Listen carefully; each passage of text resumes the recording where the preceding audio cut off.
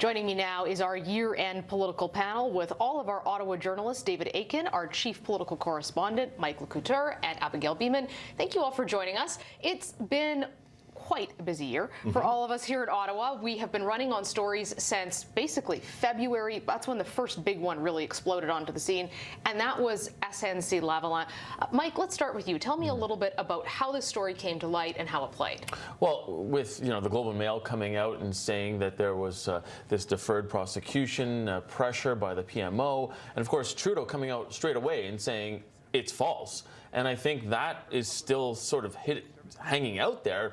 How does he still say it was false after everything we've heard, and then how it evolved, Jody Wilson-Raybould, the recordings with Michael Wernick? It's just one of those stories that you sit there and go, really? Did that all just happen? And it still feels like, and I know this is the end of the year, it feels like it was 10 years ago because so much has happened in between. And Abigail, Jody Wilson-Raybould had been on people's radar, but never quite in the way that she was. How did that change the political discussion and the landscape for the Liberals? It really turned the page for the Liberals in terms of how things played out. And we haven't mentioned Jane Philpott. The Liberals lost a very senior, very respected cabinet minister who then didn't get re-elected. So it certainly had a big, long-term impact. And it may not be done. Don't forget, we're now in a minority government, and the opposition parties will control the agendas of key committees, like the Justice Committee, like the Ethics Committee, that the Liberals in the last Parliament used to prevent further investigation. We do know the Conservatives wanted to have a lot more witnesses from the PMO about alleged interference, and we'll see what kind of appetite the opposition parties have for more investigations into SNC-Lavalin. David, one of the other big stories this year has been the relationship between federal and provincial politics, and the resistance, as some called it, these provinces who have really been a thorn in Justin Trudeau's side, the whole issue of Wexit coming up, the discontent in Alberta and Saskatchewan. That's something you covered very closely. We had elections in Alberta, which was kind of a big deal. Obviously, Jason Kenney affirming that he is the leader, if you will, of the blue resistance in the country, but also for Alberta, very healthy showing by the NDP and Rachel Notley. Although they got knocked out of power, Alberta's political culture now has the political culture that I think in other provinces they have, where you have a governing party and a strong opposition. So that's important. But yes, Scott Moe, Jason Kenney, Brian Pallister, also a big majority win for him.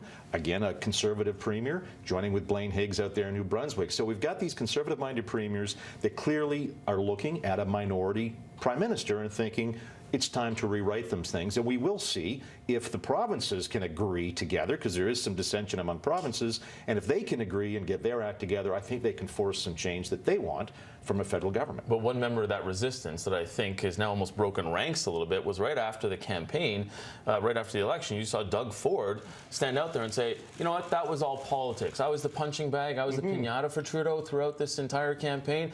And to some extent, I think some Conservatives look at it and felt like he was locked in the basement in the entire campaign and said, just don't come out. And how does Ford now look coming out after his meeting with Trudeau? And they got along famously. It looked like he said he wanted to be a unifier, and I saw eyebrows go up. Exactly. Doug Ford now the great unifier. Well, and something to keep an eye on for sure. But speaking of the election, let's switch gears to that. We were all on the campaign buses and planes and saw this up close. Abigail, what were the key moments of that election for you?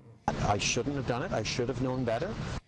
I spent quite a bit of time on the Liberal campaign, and really the brownface and blackface stories breaking would be the standout moment in the campaign. Not just that it happened, but how everybody dealt with it afterwards and how it unfolded, and the lasting impact as that story developed and more examples came out, but also that it didn't seem to nudge the polls very much. There were just a lot of different facets to that story as it came out.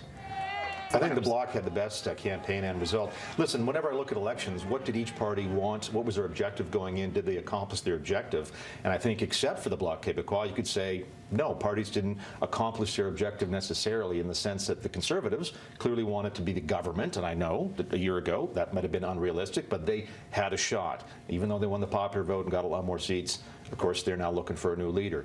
Liberals lost 1 million votes, and I'm sorry, that was a rebuke. And on election night, you see Trudeau giving his speech there, you'd thought he triumphed. I thought that was a bit out of touch. Jagmeet Singh was half his caucus gets wiped out in Quebec.